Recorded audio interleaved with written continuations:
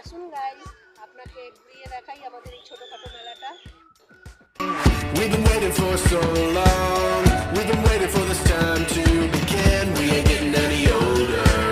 I kind of feel a little younger. Hello guys, একটা video নিয়ে চলে আসলাম।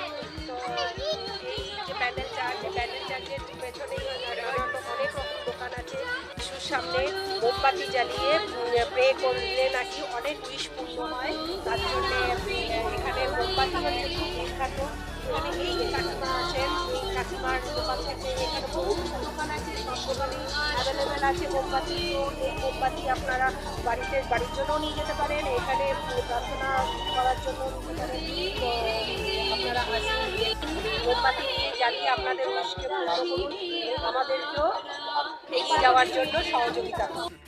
Hello guys, আমাদের এই প্যান্ডেল চার্চ থেকে ইমামবাড়িতে যাওয়ার জন্য একটাই পথ হচ্ছে জলপথ, যেটা আপনাকে আগেই বলেছি, আগের ভিডিওতে বলেছি যে খুব কম খরচায় আমাদের একটা ঐতিহ্যপূর্ণ ইমামবাড়িতে যাওয়ার একটা নৌকোপথ আছে। তো এই আমাদের সামনে কাকু আছেন, মাঝি কাকু।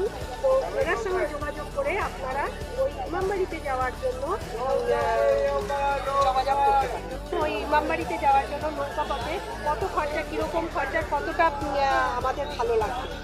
ওই ভালো লাগবে, অজনের বেশি আমরা থাকতে পারি না, লাইফ জ্যাকেট দিয়ে আর একজনে গিয়ে 50 টাকা। থ্যাংক ইউ গাইস, আপনারা আসুন, আমাদের সঙ্গে যোগাযোগ করুন। আমরা আপনাদের ওই জায়গায় ঘুরতে নিয়ে যাওয়ার জন্য আমাদের কাকু আছেন, তেনাকে সঙ্গে নিয়ে আমরা আপনাদের সমস্ত ট্যুর কমপ্লিট করব। কন্ট্যাক্ট নাম্বার ইউটিউবে রয়েছে, আপনারা আমাদেরকে যোগাযোগ করুন। আর আপনাদের অশেষ ধন্যবাদ। টাটা।